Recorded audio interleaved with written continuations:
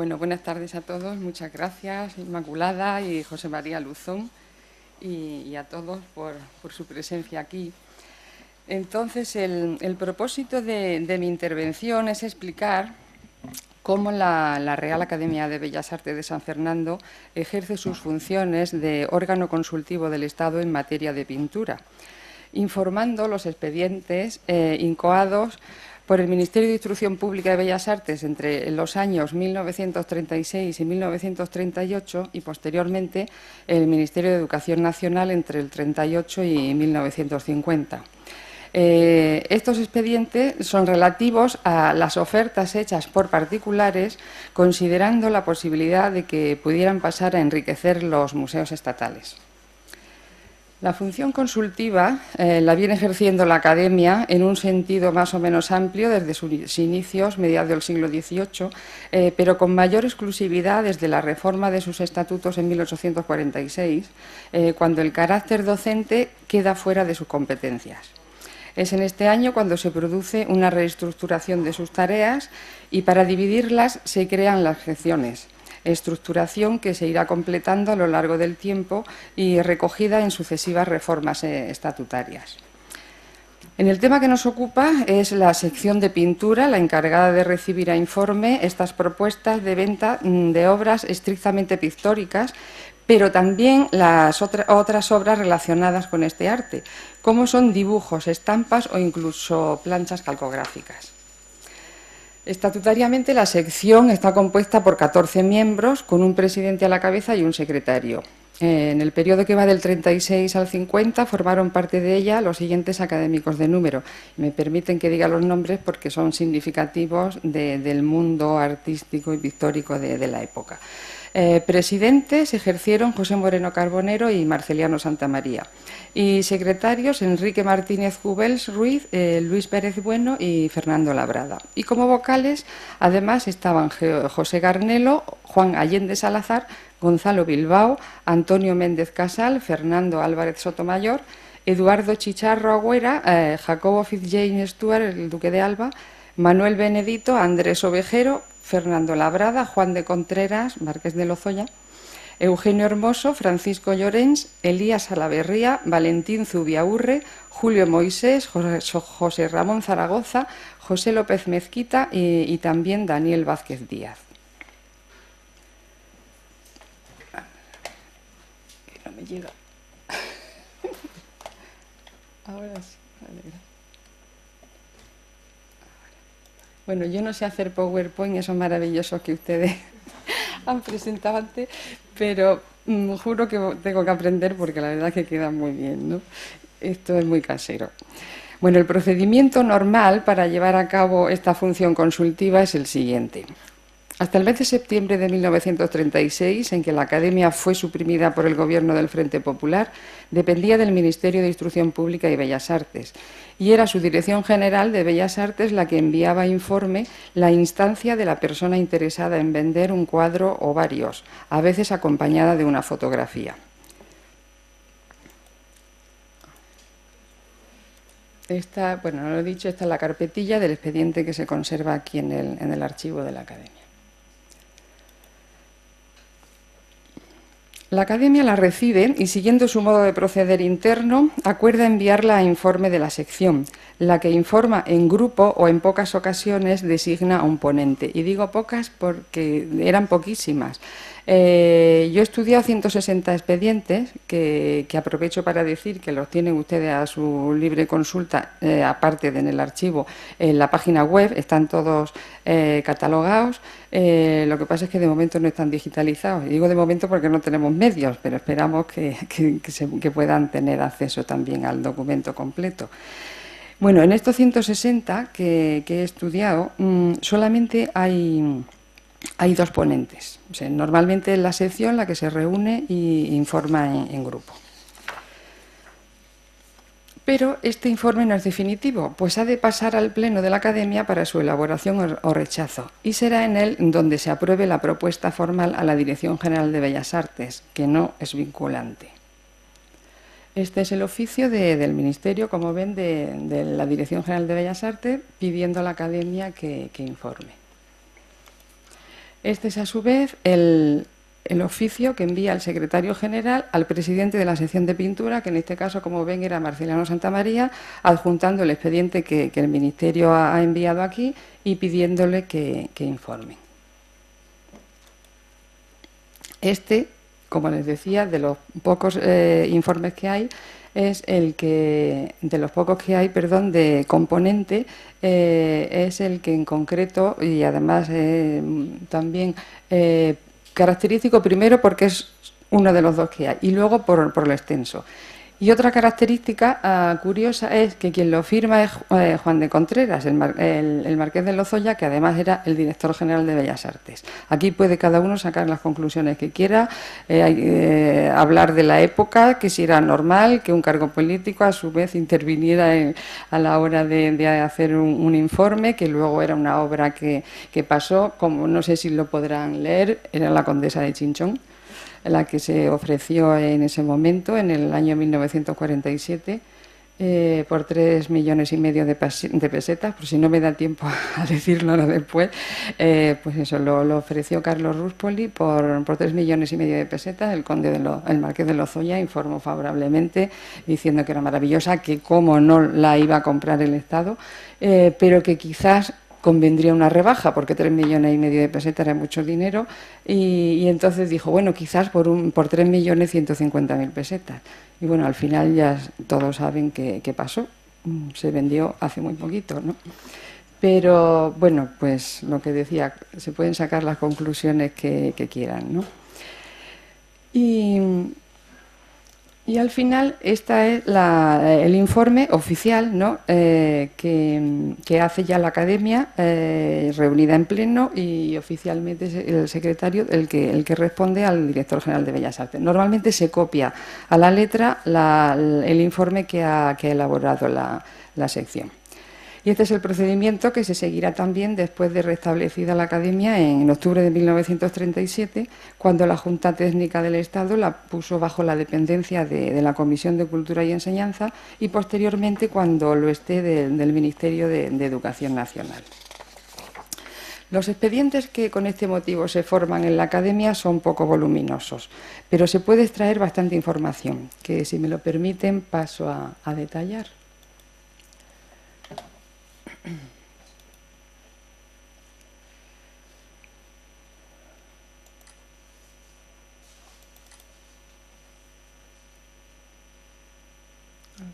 No sé si me he liado. No, me he liado.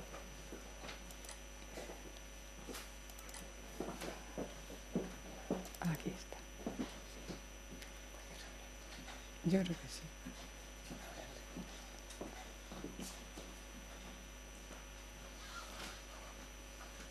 Aquí va.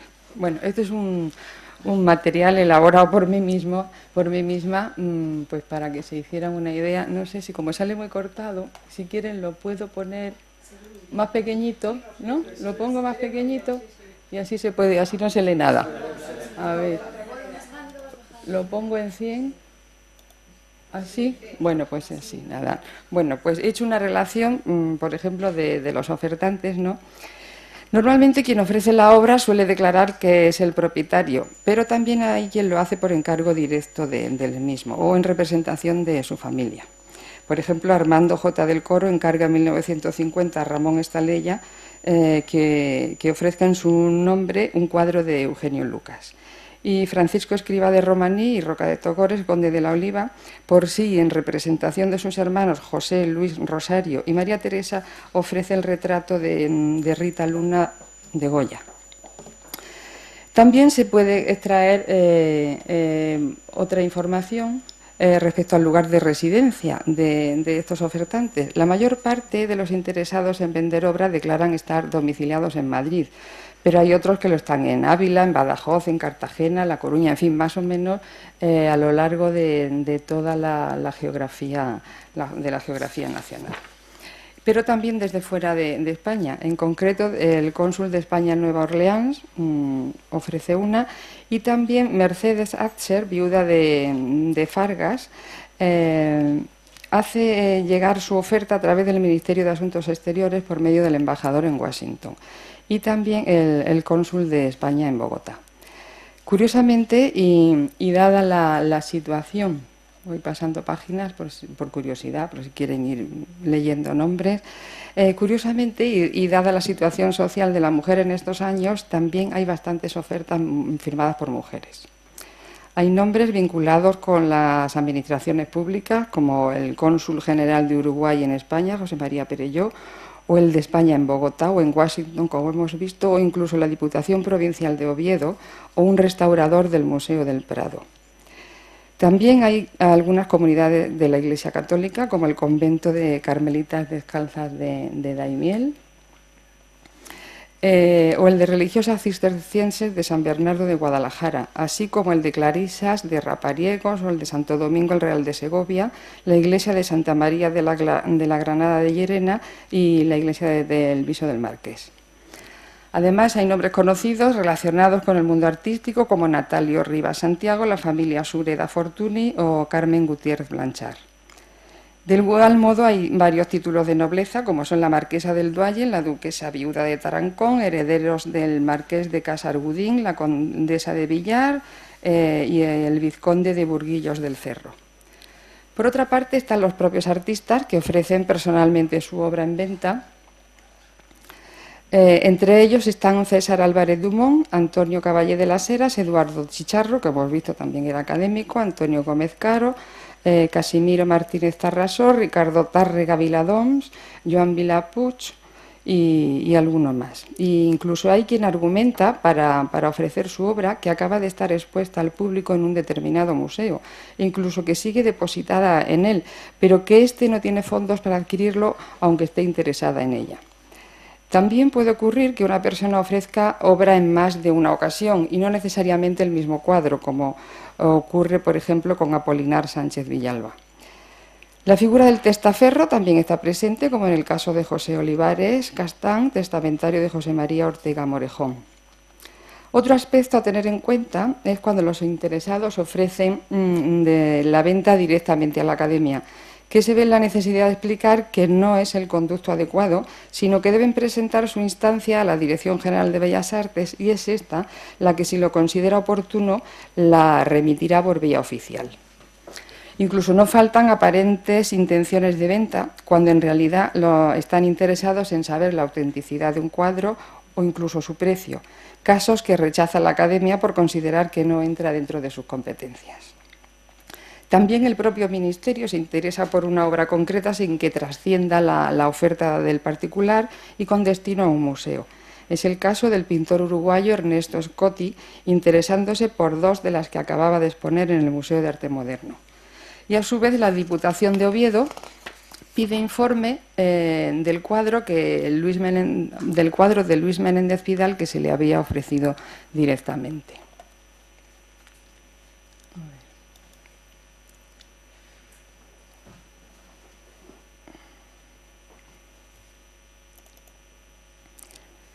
En cuanto a los autores y a las obras, el abanico cronológico va desde el siglo XV hasta el momento presente, con representación de todos los siglos intermedios y con preferencia de escuela española.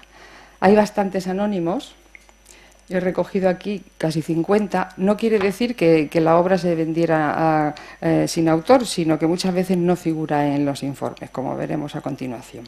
Y también hay muchas atribuciones. Los autores más ofertados son los clásicos de escuela española, como Murillo, que ofrecen 14 cuadros, de Goya 8, de Rivera 6, del Greco 4, de Morales, Valdés Leal, Velázquez, todos 3, Zurbarán, Yáñez, de la Almedina y Carreño 2 y Ribalta 1. Y también figuran 3 de Tiziano y 2 de Rubens. Y de los siglos XIX y XX, con una o dos obras, están Alenza, Fortuny, Sorolla con 3, Gonzalo Bilbao, María Blanchard, Chicharro, Echena, Fierros, Gariot, Federico Madrazo, Muñoz de Grain, etc.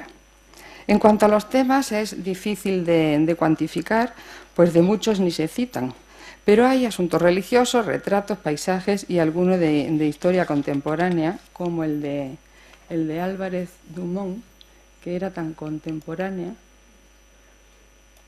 que eran las ruinas del glorioso Alcázar de Toledo.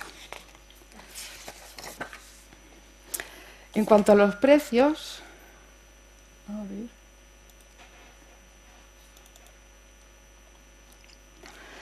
Hay 57 informes que lo incluyen, que incluyen valoración económica. Muchos de ellos ni lo tienen. La mayor parte de las veces es el ofertante quien pone precio, pero en otras no lo hace, lo que obliga a la Dirección General de Bellas Artes a exigirlo si el solicitante quiere que se tramite su petición. A veces se espera que sea la Academia la que aconseje una tasación, pero se resiste a ello, limitándose a decir si el precio indicado es justo o no. De los precios dados, el cuadro más alto es el de 3,5 millones de pesetas, que le decía, y el más barato de 1.500, que era un cuadro de María Blanchard. Pues nada, aquí tienen un Greco, por ejemplo, pues por 40.000, pero ya les digo, la mayor parte de los autores importantes, por lo menos, hablaban de atribuido a.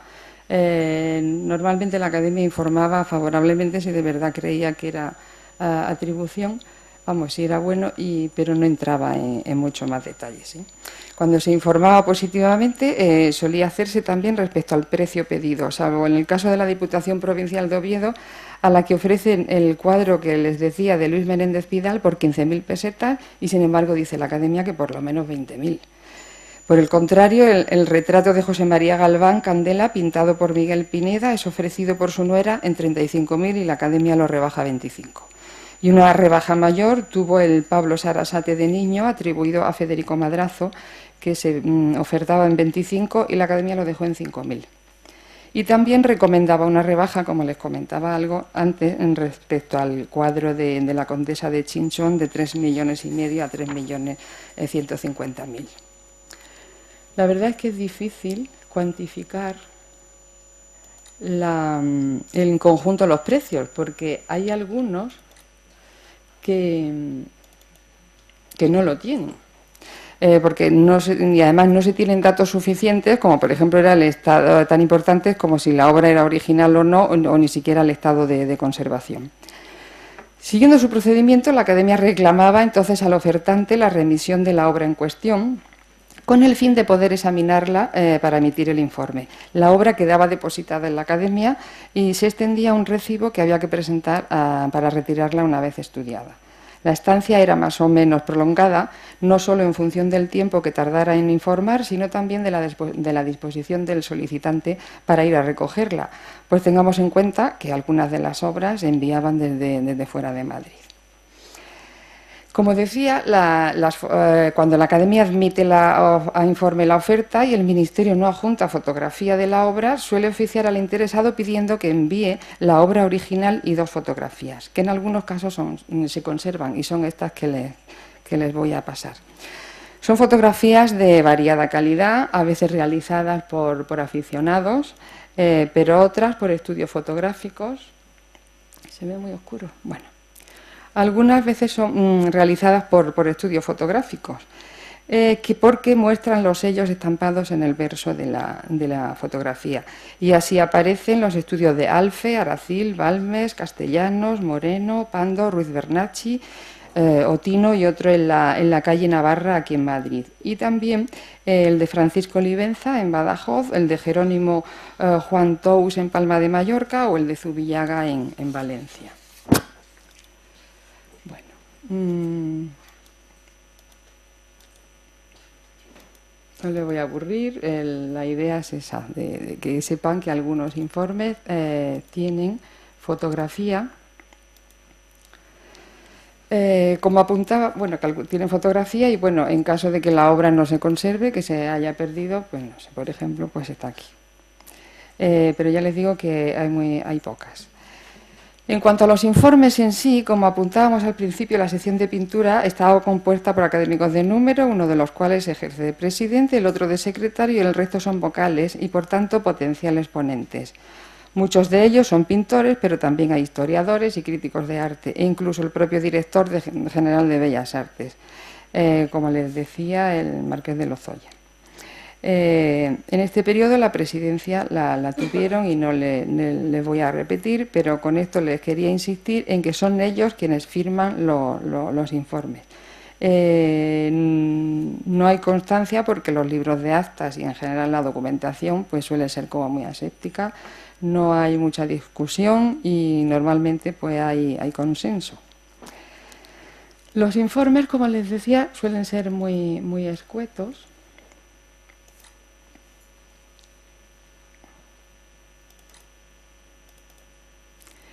Se limitan a describir la obra sin detallar calidades ni cualidades o trascendencia. Simplemente confirman lo evidente y la idoneidad y méritos para figurar o no en las colecciones estatales. Y suelen ser firmados por el secretario.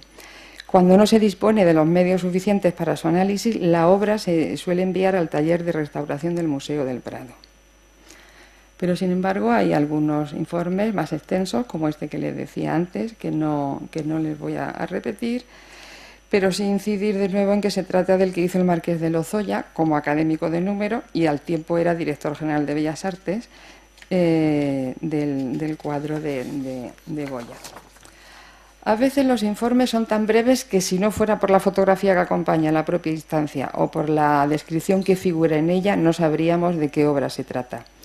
En raras ocasiones se dice que sea falsa, aunque hay un caso en que se apunta que se trata de un caso claro y burdo de mistificación, referido a un supuesto Eugenio Lucas ofrecido por Ramón Estalella. Y en otro se desmonta la supuesta autoría, como el Alenza que solicita peritar el director del Museo Nacional de Arte Moderno. No obstante, puede recomendar su adquisición si la obra lo merece, como el supuesto Velázquez ofrecido por Ángeles Cañedo, la duquesa viuda de Tarancón, considerando que es estimable y de escuela española del siglo XVII. En cuanto al número de informes, de los aproximadamente 160 estudiados, una cuarta parte obtuvieron informe positivo, es decir, que se aconsejó su adquisición para enriquecer los museos estatales. No quiere decir que el resto fueran todos negativos, ya que hay algunos expedientes que no lo conservan, pero la mayoría sí que lo son.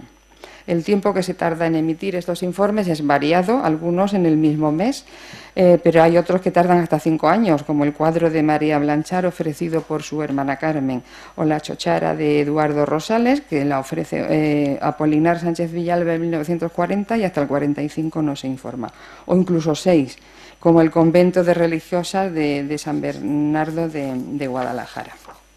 Cuando hay respuesta a la Dirección General de Bellas Artes, esta se suele enviar junto a la instancia original y las fotografías si las hubiere, y a veces se queda una copia de la misma en la Academia. En cuanto al destino de las obras,